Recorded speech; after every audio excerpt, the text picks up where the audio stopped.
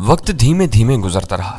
कई घंटों पर मुहित वो मुद्दत बहुत तवील थी, लेकिन ट्रक जिन्नाती अंदाज में यकसा रफ्तार और आवाज के साथ अपनी खौफ आवर मंजिल की तरफ बढ़ता रहा। 4.5 घंटे से ज्यादा के मुसलसल और उकता देने वाले सफर के बाद मुझे ट्रक की रफ्तार टूटने का एहसास हुआ और मैं संभल कर बैठ गया। ट्रक की रफ्तार बतदरीज कम होती जा रही थी, हत्ता कि ड्राइवर को गियर बदलने की जरूरत पेश आने लगी। आखिरकार ट्रक रेंगता हुआ बाईं तरफ घूमा और फिर शदीद हचकोलों का आगाज हो गया। ट्रक को पुख्ता सड़क से कच्चे रास्ते पर उतार दिया गया था और किसी भी लम्हे उसका सफर आर्जी तौर पर रुक सकता था। मेरे पिछले तजुर्बे के बरक्स से इस बार ट्रक कच्चे रास्ते पर काफी देर तक सफर करता रहा। इस दौरान में उसने कई मोड़ भी काटे, फिर उसे रोककर इंजन बंद कर दिया गया। इंजन बंद होते ही मेरे दिल की धड़कनें तेज हो गई। इसी के साथ बाहर से कई आदमियों के जोर जोर से बोलने की आवाजें आने लगी। फिर सन्नाटे में ड्रमों के उतारे जाने की पुरशोर आवाजें गूंजने लगी। हम लोगों तक पहुंचने के लिए रास्ता बनाया जा रहा था और इस वक्त मेरे अलावा सभी लाशों की तरह बेहिस हरकत पड़े हुए थे। अब्दुल, क्या हो रहा है? बाहर से एक दोस्ताना आवाज उभरी जो यकीनी तौर पर वली की थी। मेरी तरफ से खामोशी उन लोगों को पहले से शुबहात में डाल सकती थी। मैंने अपनी आवाज बदलने की कोशिश करते हुए भराई हुई आवाज में जवाब दिया। बेहोशों को देखते देखते मैं भी ऊँगने लगा हूँ। अब मैं इधर सफर नहीं कर सकूंगा। तुम्हारी आवाज को क्या हो गया? लम्हा भर के गैर फितरी सकूत के बाद वली की आवाज आई। गला खराब हो गया। इस बार मैंने खांसते हुए जवाब दिया। इस दौरान में ट्रक से ड्रम उतारने का अमल जोरों शोर से जारी रहा। मैंने हसरत भरी नजरों से अपने तीनों साथियों की तरफ देखा, लेकिन वो बेसुध पड़े हुए थे। उनमें से किसी के होश में आने के आसार नजर नहीं आते। मुझे अपनी मेहनत रायगाह जाती नजर आने लगी। मैं चौबी दीवार के खिड़की वाले हिस्से के बिल्कुल बराबर में लगा बैठा था ताकि इस राह से अंदर आने वाले किसी भी शख्स की गर्दन नाप सकूं। लेकिन अपने साथियों की मुसलसल बेहोशी की वजह से मैंने आखिरी लम्हात पर मुकाबला करने का इरादा तर्क कर दिया। पिस्तौल की 6 गोलियों के साथ मैं यको तनहा मुकाबला कर भी लेता तो इन तीनों को अपने कंधों पर लाद कर वहां से भाग निकलना मेरे बस से बाहर था। अचानक मेरे कानों में किसी के कराने की आवाज आई और मैं इस्तरारी हालत में सिरक कर उतर पहुंच गया। इस बार भी हस्बे मामूल वीरा ही सबसे पहले हरकत में आई थी। ये उसकी कुव्वत बर्दाश्त का कमाल था, या फिर सबसे पहले इंजेक्शन का निशाना बनने के बाद वो सबसे पहले होश में आ रही थी। वीरा होश में आओ, आंखें खोलो। मैंने उसके रुखसारों पर जोर जोर से थप्पड़ रसीद करते हुए सरगोशियाना लहजा में कहा, वो किसी भी लम्हे अंदर आने वाले हैं। वीरा में ये बहुत बड़ी खूबी थी कि वो हर हाल में खतरात का फौरन ही इदराक कर लेती थी। इस वक्त गो वो आहिस्तगी से होश में आ रही थी, लेकिन मेरी हरकत ने उसकी छठी हिस्स को झंझोड़ कर रख दिया और वो किसी सहर ज़दा मामूल की तरफ फर्श से उठती चल गई। उसके दहाने से घबराई हुई बेमानी आवाजें बरामद हो रही थी। फिर चौबी पार्टीशन में खिड़की का चौकोर खला नमुतार हो गया। मैं वीरा को आखिरी बार झंझोड़ कर फुर्ती से उस खला के करीब पहुंच गया। मैंने टार्च फौरन ही बुझा दी थी। अंदर फैले हुए घूर अंधेरे के मुकाबले में उस खिड़की से बाहर सुरमई अंधेरा फैला हुआ था और उसमें 2 टांगें नुमाया नजर आ रही थी। अब्दुल, बाहर आओ। बाहर से वली की आवाज गूंजी।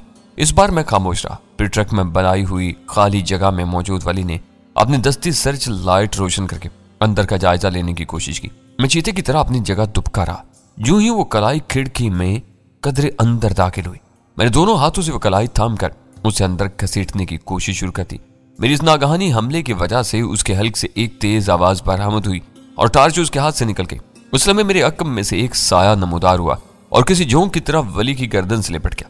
उसके जिस्म से फूटने वाली महकार से जाहिर हो रहा था कि वो वीरा के अलावा और कोई नहीं था। वो बाहर घुटनों के बल झुककर अंदर का जायजा लेने की कोशिश कर रहा था, इसलिए मुदाफत नहीं कर सका और हम दोनों ने मिलकर उसे अंदर घसीट लिया। उसके संभलने से पहले ही वीरा ने उसकी खोपड़ी पर कराटे के कई नपे तुले वार किए और वो फिलफोर बेहोशी की आगोश में डूबता चला गया। मेरे पास भरा हुआ पिस्तौल है। मैंने तेज सरगोशी में वीरा से कहा, इसे एक तरफ घसीट कर इसकी चाह तलाशी ले लो, इसके पास भी कोई ना कोई कारआमद हथियार मौजूद होगा। वीरा से मरतबा हैरतनाक सुरात के साथ अपने होश व हवास बहाल करने में कामयाब हुई थी, जिसके नतीजे में पूरी सूरत हाल यकसर तब्दील होकर रह गई थी और मैंने हथियार डालते डालते उन लोगों के मुकाबले पर जम जाने का फैसला कर लिया था। कौन है अंदर? क्या हो रहा है? बाहर से किसी ने गरज कर पूछा।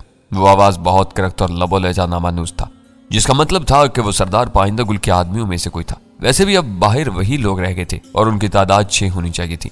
7वां अब्दुल वगैरह का तीसरा साथी था, जो फाजिल ड्राइवर के तौर पर ट्रक के साथ सफर कर रहा था। अंदर हम 6 नफूस थे, जिनमें 2 कैदी थे। बदकिस्मती ये थी कि इस वक्त तक सिर्फ हम 2 अफराद ही होश में थे। गजाला और सुल्तान शाह का जल्द अज जल्द होश में आना बहुत जरूरी था। दूसरी सूरत में हालात हमारे काबू से बाहर हो सकते थे। यहाँ गड़बड़ हो गई है। मैंने भराई हुई ऊंची आवाज में बाहर वाले को जवाब दिया, तुम्हारे एक आदमी का दिमाग उलट गया और वो हर एक के साथ तशद्दुद का बर्ताव कर रहा है। अभी अभी वो अपने साथी से मार खा कर बेहोश हुआ है। इस पर काबू पाने का बेहतरीन मौका है। तुम क्यों बकवास कर रहे हो? इस बार उसे गुस्सा आ गया। अगर वली ने अब्दुल को बेहोश कर दिया है तो वो खुद कहाँ है? उसने तुम्हें जुबान दराजी की छूट क्यों दे रखी है? शायद वो भी बेहोश हो गया है। मैंने उसी लहजा में जवाब दिया। वो दोनों ही खामोश और बेहिस्सो हरकत पड़े हुए हैं। मेरे हाथ पैर बंधे हुए हैं, वरना मैं ही इन्हें देख लेता। यह खंजीर का बच्चा झूठ बोल रहा है। बाहर से एक और मुश्तिल आवाज सुनाई थी। फिर उसने अपनी मादरी जुबान में कुछ बोलना शुरू कर दिया और मेरे कान गजाला की कराहों पर मरकूज हो गए। मैंने अपने ज़हन पर जोर देकर पहली आवाज को पहचान लिया था। वो यकीनी तौर पर संदल खान था। दूसरे की बदमिजाजी की बिना पर मैंने राय कायम की कि वो सिबकतुल्लाह हो सकता था। बाहर वो दोनों अपनी मादरी जुबान में तबादला ख्याल करते रहे। फिर उनमें से कुछ नई आवाजें भी शामिल होगी। अंतर की पूरी इसरार सूरत हाल ने उन सबको चकरा कर रख दिया था, लेकिन यह बात यकीनी नजर आ रही थी कि उनमें से कोई भी वली की तरह अपनी गर्दन हमारे हवाले करने वाला नहीं था। बेहोश अब्दुल को मैं पहले ही बांध चुका था। मैंने वीरा को हदायत की कि वली के हाथ पैर भी जकड़ दे ताकि वो होश में आने के बाद हमारे लिए कोई दुश्वारी पैदा न कर सके। उसने मुझे मुतल्ला किया कि इस एहतियाती तदबीर पर वो पहले ही अमल कर चुकी थी और इस वक्त गजाला को होश में लाने की तदबीर कर रही थी। तुम शराफत से खिड़की के रास्ता बाहर निकला, वरना हम तुम्हारा हशर खराब कर देंगे।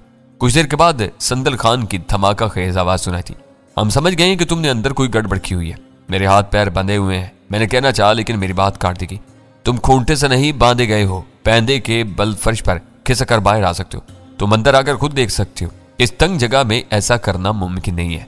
जवाब में उसने पैर दर पैर कई मोटी गालियां दी। फिर बाहर मुशावरत का सिलसिला दोबारा शुरू हो गया। इस बार उनकी आवाजें नीची थी, लेकिन वो पुरजोश भनभनाहटें इतनी बुलंद आहंग जरूर थी कि ये तमीज की जा सकती थी कि वो सब अपनी जुबान में बातें कर रहे थे। कुछ देर बाद फिजा में एक इंजन स्टार्ट होने का शोर सुनाई दिया। लैंड क्रूजर तेजी के साथ हरकत में आई। फिर उसके रुकने से पहले ही खिड़की से तेज रोशनी अंदर आने लगी। इंजन दोबारा बंद हो गया। उन्होंने ट्रक में बनी हुई राहदारी और हमारे कैद खाने को रोशन करने के लिए शायद लैंड क्रूजर ट्रक के पीछे लगाकर उसके हेडलैम्प रोशन कर दिए थे। अगर तुम फौरन बाहर नहीं आए तो हम ट्रक की बाड़ी चलनी कर देंगे और तुम्हें और तुम्हारे साथियों को भून डालेंगे। आखिरकार संदल खान के बदमिजाज साथी की वहशाना आवाज सुना थी। मैं अपने चाहने पर वीरा के हाथ का नर्म दबाव महसूस करके खामोश रहा। इस बार वीरा ने जवाब दिया, तुमने कोई भी गलत हरकत की तो हम वली और अब्दुल की खोपड़ियों में सुराख कर देंगे। इनके मौत की जिम्मेदारी तुम पर होगी, मगर हम जानते हैं कि तुम ऐसा नहीं करोगे। तुम सरदार पाइंदा गुल के हुक्म के गुलाम हो और वो हमें जिंदा हालत में शिंगार वैली में देखना चाहता है। हाँ, हम सब खान बाबा के गुलाम ही नहीं, कुत्ते भी हैं। हम मारे बगैर तुम्हारी हालत मुर्दों से बदतर कर सकते हैं। तुम्हारी छत तोड़कर मनोवजनी ड्रम तुम्हारे ऊपर गिरा दिए जाएंगे और तुम सब उम्र भर के लिए माजूर हो जाओगे। इस वीराने में कोई तुम्हारी मदद को नहीं आएगा। तुम मूंछदार मर्द होकर बार बार अपनी जुबान बदल रहे हो। वीरा ने उसका मजाक उड़ाते हुए कहा, कोई एक फैसला कर लो ताकि हम तुम्हें उसका मुंह तोड़ जवाब दे सके। वीरा की उस सरजराई ने उनमें से किसी का दिमाग उलट दिया। बाहर से तरतराहट की आवाज के साथ किसी खुदकार राइफल का ब्रस्ट मारा गया और मुतद्दद गोलियां रोशन चौबी खिड़की से गुजरकर ट्रक की उस दीवार में प्रवेश होगी जिसने हमारे कैद खाने और ड्राइविंग कैबिन को एक दूसरे से अलग किया हुआ था। हम सब उस खलास से दूर थे, इसलिए किसी का बाल भी बीखा नहीं हो सका। मैं इस मौका की तलाश में था। खिड़की से गुजरकर गोलियां सीधी अंदर आई थी, जिसका मतलब था कि फायर करने वाला लैंड क्रूजर के हेडलैम्प के पीछे खिड़की की सीध में था। बाहर से फायरिंग मौकूफ होते ही मैंने बाहर की तरफ सीधा फायर कर दिया। गोली किसी आहिनी चादर में प्रवेश होने की आवाज आई, लेकिन मैं किसी को निशाना बनाने में कामयाब न हो सका। इसी के साथ हेडलैम्प बुझा दिए गए। वो जमूद और तातुल की कैफियत थी। गजाला होश में आ चुकी थी, मगर खौफसदा थी। उसके ज़हन से बेहोशी की धुंध इस वक्त साफ हुई जब बाहर से गोलियों का ब्रस्ट मारा गया। थोड़ी देर बाद सुल्तान शाह भी पूरी तरह होश में आ गया, लेकिन हम सब मिलकर भी उस जमूद को तोड़ने की कोई राह तलाश नहीं कर सके। दोनों फरीक अपनी अपनी जगह आजाद और मुसल्लह थे, लेकिन वो अपनी जाने हथेली पर रखकर ट्रक पर चढ़ आने की हिम्मत कर सकते थे। न हम लोग अपनी कमीनगाह से बाहर निकलने का खतरा मोल ले सकते थे। हमने बेहोशी और रस्सियों की बंदिशों से निजात पाकर एक बड़ी कामयाबी हासिल की थी, इसलिए हम अपनी जगह पर कतरे मुतमईन थे। लेकिन बाहर वाले बाजी हाथ से निकलने पर बुरी तरह चिल्लाए हुए थे। उसका एक सबब यह था कि वो सब मगलूब और गाज़िब वाक़े हुए थे और उनका सरबराह कुछ ज्यादा इससे माप सिफ्त से वाक़े हुआ था। उसका नतीजा यह निकला कि हम मजीद कोई फायर किए बगैर वक्फे वक्फे से उन्हें चिढ़ाते रहे और वो बार बार फायर करके अपने असलहा और ट्रक की बाड़ी बर्बाद करते रहे। तुम लोग क्या चाहते हो? आखिरकार संदल खान ने अपने गिरोह की क़यादत संभालते हुए बाहर से सवाल किया। तुम ज्यादा देर तक खुद को नहीं संभाल सकोगे। हम सिर्फ और सिर्फ आज़ादी चाहते हैं। अब हमें हमारी मर्जी के खिलाफ एक गज भी नहीं ले जाया जा सकेगा। मैंने मजबूत लहजे में जवाब दिया। हम हथियार नहीं डालेंगे, तुम आजाद हो। एक एक करके बाहर आ जाओ। मैं वादा करता हूँ कि तुम पर फायर नहीं किया जाएगा, ना तुम्हें किसी इंतकामी तशद्दुद का निशाना बनाया जाएगा। तुम्हारे पास इसके अलावा कोई रास्ता नहीं है। तुम फिर बहक रहे हो। बाहर उजाला फैलने के आसार नमूदार हो चले हैं। तुम खाली ड्रमों को दोबारा ट्रक पर ला दे, बगैर सड़क की तरफ सफर शुरू करो और शाहराह के किसी मसरूफ हिस्से में ट्रक रोक दो। ऐसे किसी भी मकाम पर हम ट्रक से निकल आएंगे। वहां से हमारे रास्ते जुदा हो जाएंगे। ट्रक यहां से नहीं लेगा। इस वक्त हम जंगल के कैसे हिस्से में हैं जहां हम 10 दिन तक भी रुके रहें तो कोई हमारी तरफ मुतवज्जा नहीं हो सकेगा। भूख और प्यास तुमको खुद ही हथियार डालने पर मजबूर कर देगी। तुम्हें छोड़ने के मुकाबले में हम ऐसे वक्त का इंतजार करने को तरजीह देंगे, फिर खामोशी से इंतजार करते रहो। मैंने तंजिया कहा, वो वक्त आने से पहले ही हमारी गोलियां तुम सबको चाट जाएगी। हो सकता है कि इससे पहले ही हमारे हमदर्द तुम्हारे सरों पर पहुंच जाए। जहन्नुम में जाओ, अब वहां की आग ही तुम्हारे जिस्मों को चाटेगी। तुम्हारा पीछा करते हुए हमें वहां भी जाना पड़ा तो इससे गुरेज नहीं करेंगे। अब खामोश रहो। वीरा ने सरगोशी में कहा, उधर देखो, वली होश में आ रहा है। वली वीरा की लगाई हुई जरबात के नतीजे में बेहोश हुआ था, इसलिए वो तेजी के साथ होश में आता चला गया। उसके बेदस्तोपा होने की वजह से हम दूर से उसे देखते रहे। बिलाखिर उजाला हो जाने की वजह से अंदर छाए हुए घोर अंधेरे में भी कमी वाक़ होती जा रही थी, जिसकी वजह से हम मसनूई रोशनी से मदद लिए बगैर भी एक दूसरे को खासी हद तक देख रहे थे। तो तुमने मुझे बांध लिया है। पूरी तरह होश में आने के बाद वली ने चंद गालियां बकते हुए कहा, मालूम होता है तुम पर वाकई बुरा वक्त आकर रहेगा। अभी तक तो नहीं आया। वीरा इस्तज़ाइया लहज़े में बोली, तुम आवाज देकर बुला लो। संदल खान इनके किसी फरेब में ना आना। वो अचानक हल्क के बल चीखने लगा। मेरे नजदीक वो एक शिकस्ता कैदी की फरियाद थी, इसलिए मैं उसे रोकने की कोशिश किए बगैर उसके हाल से महजूज होता रहा। दूसरों ने भी उस बारे में मेरी तकलीद की और खामोशी से बैठे रहे। इन हरामजादों ने मुझे धोखे से पकड़ा है। वो बदस्तूर चीख चीख कर बाहर वालों को बता रहा था, मेरे हाथ पैर बांध दिए गए हैं, लेकिन ये अपने अंजाम से नहीं बच सकेंगे। उस्ताद ने ट्रक पर हर तरह का बंदोबस्त कर दिया हुआ है। सफ्दर से कहो कि वो 3 नंबर खोल दे। वो हमें बेबस करने की किसी तदबीर के बारे में बाहर वालों की रहनुमाई करने की कोशिश कर रहा था, जिस पर मैंने चौंक कर अपनी जगह छोड़ी और उसके दहाने पर पूरी कुव्वत से अपना हाथ रख दिया। उसकी बात अधूरी रह गई। उसने मेरी हथेली पर काटने की कोशिश की। इस जद्दोजहद में जब भी मेरी गिरफ्त कमजोर पड़ती, वो ऊंची आवाज में बोलने की कोशिश शुरू कर देता, मगर मैं दोबारा उसका मुंह दबोच लेता। मगर फिर भी वो गैस का लफ्ज बाहर वालों तक पहुंचाने में कामयाब हो गया। इस दौरान में सुल्तान शाह मेरी मदद को आ चुका था। उसने वली की दोनों कनपट्टियों पर बैरक वक्त अपनी हथेलियों की कड़ी जरब लगाई और उसे दोबारा बेहोश होने पर मजबूर कर दिया। इससे अलग होते हुए मेरे ज़हन पर तशवीश सवार हो चुकी थी। मुझे महसूस हो रहा था कि हमने बाहर वालों से उसकी गुफ्तगू को नजरअंदाज करके शदीद गलती की थी, जो हमें महंगी पड़ सकती थी। शायद सफ्तर उनके तीसरे साथी का नाम था। उसके लिए 3 नंबर और गैस के अल्फाज पर मुश्तमिल पैगाम में यकीनन कोई बात पोशीदा थी। मैं दिल ही दिल में बस ये उम्मीद करता रहा कि काश सफ्तर के लिए वो पैगाम अधूरा साबित हो और वह वली की मुजवजा तदबीर पर अमल पैरा होने में कामयाब न हो सके। बेहोश किए जाने से कबल वली की जुबान से अदा होने वाले अधूरे अल्फाज ने बाहर वालों को एहसास दिला दिया था कि उसे ऐन मौका पर दोबारा पकड़ लिया गया था। जब कई मिनट गुजर गए तो बाहर से संदल खान ने बराह रास्त वली को आवाज देते हुए आगाह किया कि सफ्दर उसकी बकिया हदायत का मुंतजिर था, लेकिन वली उसका जवाब देने की पोजीशन में नहीं था। हम लोग भी चुप साधे बैठे रहे। बाहर दिन तलू हो रहा था। जब रोशनी के निकास में मजीद इजाफा हुआ तो वीरा को थर्मास नजर आ गया। उसमें चाय बाकी थी, लेकिन वो इन तीनों के लिए नाकाफी थी। वीरा ने थोड़ी थोड़ी मिकदार गजाला और सुल्तान शाह को पिलाई और बकिया खुद पीने लगी। मैंने अपने लिए सिगरेट सुलगा ली, लेकिन उस दौरान में हम में से कोई भी एक लम्हे के लिए भी काफिल नहीं हुआ था। हम सब भेड़ियों के गोल में घिरे हुए हिरनों की तरह चौकन्ने थे। वली 3 नंबर खोलने के बारे में क्या बकवास कर रहा था। तवील खामोशी के बाद गजाला ने सरसराती हुई खौफसदा आवाज में मुझसे सवाल किया, होगा कुछ? वीरा मुझसे पहले बोल पड़ी, अपने ज़हन पर ज्यादा जोर न दो और आने वाले बुरे वक्त के लिए तैयार रहो। जो होगा वो देखा जाएगा। अब लकीर को पीटने का कोई फायदा नहीं है। मुझे शुबा हो रहा है कि ट्रक पर कहीं ऐसी गैस मौजूद है जो हम लोगों को हलाक और बेहोश या मफलूज कर सकती है। मैंने सरगोशी में कहा, गैस की नलकी को ट्रक के इस हिस्से से मिलाने वाले वाल्व या घुंडी को ही 3 नंबर का नाम दिया गया है। शायद वली के अलावा किसी और को 3 नंबर की असलियत या अहमियत मालूम नहीं है। तो अब हो जाएगा। वीरा बेफिक्री से बोली, इसमें कौन सी? फिर वही मनहूस कलमात। सुल्तान शाह इज़राब के आलम में धीरे से मन रहा, मालूम है कि हम बहुत बुरे फंसे हुए हैं, मगर तुम कभी तो खैर की बात भी कर लिया करो। चुतर मुरक की तरह गर्दन रेत में छुपा लेने से तूफान नहीं टला करते। वीरा की बहुत धीमी आवाज से बरहमी टपक रही थी। मेरे शर में भी खैर की उम्मीद रखने वालों की खोपड़ी पर जब हकीकत का गुजर पड़ता है तो उन पर 14 तबक रोशन हो जाते हैं। तुम खैर की बातें सोचते रहो, खुदा का खौफ करो। मैंने उन दोनों को मुलामत करते हुए कहा, तुम लोग ऐसे खौफनाक हालात में भी एक दूसरे के साथ नोक झोंक में उलझे हुए हो। ये शर्म का मकाम है। नोक झोंक नहीं हो रही, तुम सुन रहे हो कि ये नाहूसत फैला रही है। सुल्तान शाह ने एहतजाज किया, जो बात डैनी समझ रहा है वो सफ्दर की समझ में नहीं आएगी। सुभान अल्लाह। वीरा की जली कटी आवाज उभरी, मालूम होता है कि तुम्हारे मगज में सिर्फ कद्दू के बीज भरे हुए हैं। वीरा ने लम्हे भर के लिए खामोश होकर एक गहरा सांस लिया, फिर हजाना में सरगोशी करते हुए बोली, लो शायद उस मरदूद ने 3 नंबर खोल दिया है। किसी गैस की बू आ रही है। तुम इसे किसी के मैदे का कसूर समझते रहो। मैं अपना सांस रोक रही हूँ। लिख लो कि अब वही बचेगा जो सांस रोक सकेगा। इसी वक्त मेरे नथनों से किसी किस्म की तेज और मीठी मीठी बू टकराई और मैंने अपना सांस रोक लिया। इसी वक्त अब्दुल ने होले होले कराना शुरू कर दिया। वो इंजेक्शन के असर से बाहर आ रहा था, लेकिन उसके इस्तकबाल के लिए वहां गैस का इखराज शुरू हो चुका था। इसी वक्त मुझे उसके बजाय अपनी फिक्र पड़ गई। गजाला करीब आकर मेरे बदन से बुरी तरह चिपक गई और मेरा बाजू पकड़ कर बोली, वो वहशी हमारी नाकाम बगावत को माफ नहीं करेंगे। इस जहरीली गैस की मदद से हमें मार डालेंगे, सांस रोकने की कोशिश करो। मैंने अपने सीने में रुका हुआ सांस खारिज करते हुए कहा। खिड़की से आने वाली हवा गैस को जल्दी साफ कर देगी। गजाला को वो हदायत देते हुए मुझे ये उम्मीद भी थी कि वो जैसी भी गैस हो उसका जखीरा बहुत महदूद होगा। एक बार वो जखीरा खाली होने के बाद ताज़ा हवा बहुत तेजी के साथ अपना काम दिखाना शुरू करती थी।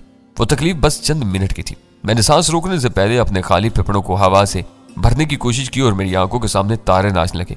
गजाला के बदन का सारा बोझ मेरे ऊपर आ गया। उसके बाद मुझे गिरदोपेश की किसी चीज का कोई होश नहीं रहा।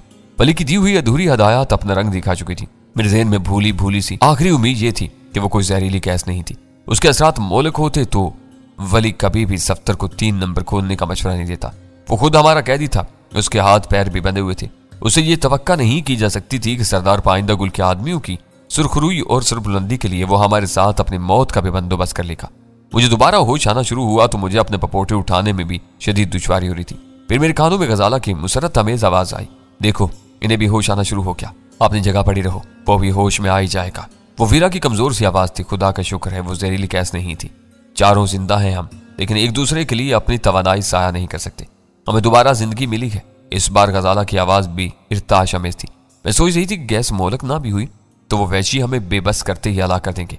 मैं इतनी नाउमीद नहीं थी। जिसे सरदार पाइंदा गुल जिंदा देखना चाहता हूँ उसे वो किसी भी सूरत में नहीं मार सकते।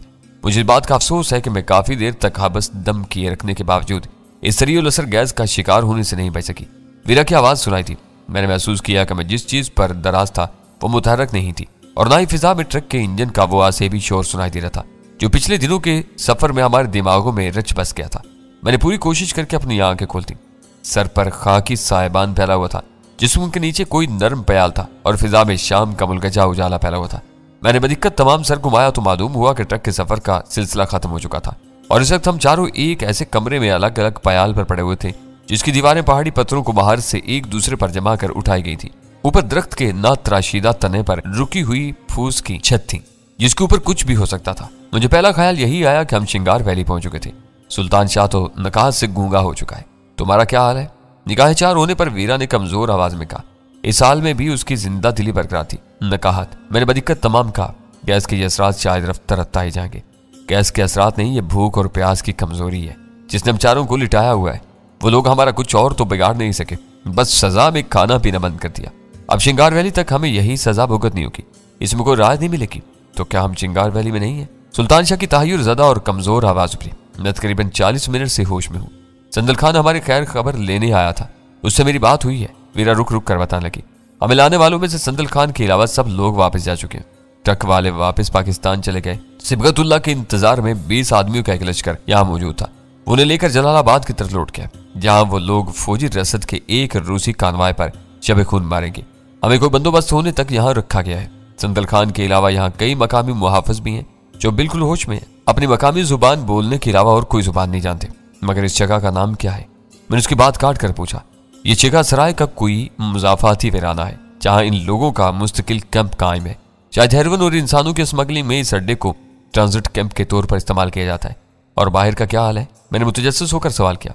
बिस्तर से उठने का दम ही नहीं है। जिंदगी के एहसास के लिए इतना काफी है कि जुबान चल रही है। जिन लोगों को बोलने का हैजा होता है वो कब्र में भी बोलते रहते हैं। सुल्तान शाह जहरीली हंसी के साथ बोला। देखना पड़ेगा कि तुम जिंदों में हो या मरकर भी बोल रही हो। आखा, यानी कि होश में आते ही गूंगा भी बोलने लगा। वीरा बुरा माने बगैर बोली। मैं तो तुम्हें लख लगा सुंघाने के बारे में सोच रही थी। यानी तुम्हें किसी लाडले बच्चे की तरह बिगाड़ा हुआ है। खाने पीने के बारे में कुछ सोचो। सुल्तान शाह यक बयक संजीदा हो गया। इस हालत में तो हम मुर्दों से भी बदतर होकर रह गए। यही हाल रहा तो रफ्ता रफ्ता जुबान भी जवाब दे जाएगी। मैंने बिस्तर से उठने की कोशिश की और इसमें कामयाब भी हो गया। मगर इस मुशक्कत के नतीजे में चंद लम्हों के लिए आंखों में अंधेरा सा नाच कर रह गया। फिलहाल दीवारों में चुने हुए पत्थर चबा सकती हो। वीरा सुल्तान शाह से कह रही थी। मैंने संदल खान की बहुत खुशामदी की लेकिन वो बिल्कुल भी नहीं पसीजा। वो थोड़ी देर बाद दोबारा आएगा तो तुम भी बात कर लेना। इस कमरे में कोई खिड़की नहीं थी। एक दूर उफ्तादा दीवार में गुजरने का रास्ता छोड़ दिया गया था जिस पर टाट का पर्दा लहरा रहा था। इस वक्त मुझे एहसास हुआ कि फिजा में खून की काफी बढ़ी हुई थी।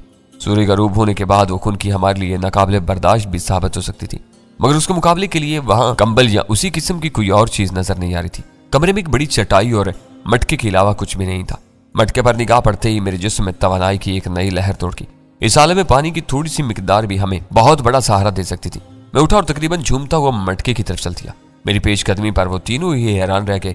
फिर उन्होंने भी अपनी अपनी जगह छोड़ने की कोशिश शुरू कर दी। मैं लड़खड़ाता हुआ संभलता हुआ मटके के करीब पहुंचा तो उसमें पानी की झलक देखते ही मेरा दिल उछल कर हल्क में आ गया। शायद संदल खान को उम्मीद नहीं थी कि हम में से कोई चलकर इस मटके तक भी पहुंच सकेगा, वरना वो लात मार कर इस मटके को ही तोड़ देता। वहीं एक पत्थर पर कूसा भी रखा हुआ था। मैंने संदल खान की वापसी के खौफ से नहायत तेजी के साथ पानी निकाल कर पीना शुरू कर दिया। पानी ठंडा और बहुत शफाफ था। पानी का पहला घूंट मैदे में पहुंचते ही मेरे रगों में जिंदगी सरायत कर गई। इस वक्त मुझे अंदाजा हुआ कि बिन मोल और बकसरत मिलने वाला पानी भी इंसानी हयात की नमों के लिए किस कदर नागुज़ीर है। लोग आबे हयात की तलाश में बिला वजह सरगर्दा रहते। पानी का हर वो घूंट जो कई दिन के प्यासे को खिलाफ तवक्का मिल जाए आबे हयात होता है। मगर मैं जानता था कि खाली पेट से ज्यादा पानी पीने से उबकाइयों का अज़ियतनाक सिलसिला शुरू हो सकता था। इसलिए मैंने एक कूजा पर अक्तफा करते हुए उसे दोबारा गजाला के लिए भर लिया। फौरी तौर पर बाहर का जायजा लेने के मुकाबले में यह बात ज्यादा अहम थी कि हम संदल खान की वापसी से पहले पानी की थोड़ी बहुत मिकदार अपने जिस्मों में पहुंचाकर अपनी कुछ तवानाई बहाल कर लेते। कुव्वत इरादी ऐसी जालिम शय है कि वो तीनों जो अपनी जगहों से हिलने के काबिल भी नहीं थे, मेरी देखा देखी अपने अपने प्याल छोड़कर उठ चुके थे। मैंने उन तीनों को बारी बारी पानी पिलाया। आखिर में मैंने मजीद एक गुजा अपने पेट में डाला। वो तीनों भी नजीदों की तरह मेरे पीछे लगे हुए थे। प्यास से निजात हासिल करने के बाद हम चारों उस पथरीले कमरे से बाहर निकले तो ढलते हुए सूरज की जर्द किरणों में हमारे सामने संगलास और भूरी चट्टानों का एक लामुतलाही सिलसिला फैला हुआ था, जिसके आगे सिर्फ नीला आसमान नजर आ रहा था। हमारा कमरा एक ठीकरी पर बना हुआ था। कुछ फासले पर एक अजीब और खौफनाक शख्स ऊंची सी चट्टान पर राइफल संभाले मौजूद था। उसके सर पर बहुत बड़ी पगड़ी और सीने पर लंबी सी स्याह दाढ़ी लहरा रही थी। हम पर निगाह पड़ते ही उसने वहशतज़दा आवाज में चीख कर कुछ कहा। उसका एक लफ्ज भी हमारे पल्ले नहीं पड़ सका। मैंने उसे मुखातब करने का इरादा किया ही था कि उसने राइफल की नाल सीधी की और निशाना लेने की ज़ामत किए बगैर धाई की पुरहोल आवाज के साथ फायर कर दिया। उसकी चलाई हुई गोली ने हमसे चंद गज के फासले पर चट्टान के रेजे रेजे उड़ा कर रख दिए। हम बुखलाहट के आलम में पलटकर उसी पथरीले कमरे में वापस दौड़ पड़े जहां सब बरामद हुए थे। हम चारों के अंदर पहुंचने तक वो शख्स दूसरा फायर भी कर चुका था। इस बार गोली हमारे अक्कम में पड़ी थी और बारीक संगरेजों की बरसात हमारे जिस्मों तक पहुंची थी। वो बिलाशुबा बेहतरीन निशानेबाज था और एक लम्हा भी जाया किए बगैर अपनी मर्जी के मकाम पर फायर करने पर कादिर था। अगर उसने हमें खौफसदा करने के बजाय मारने का इरादा कर लिया होता तो आनन फानन में हमारी तादाद निस्फ हो चुकी होती। मेरे लिए वो तजुर्बा बहुत वहशत अंगेज था।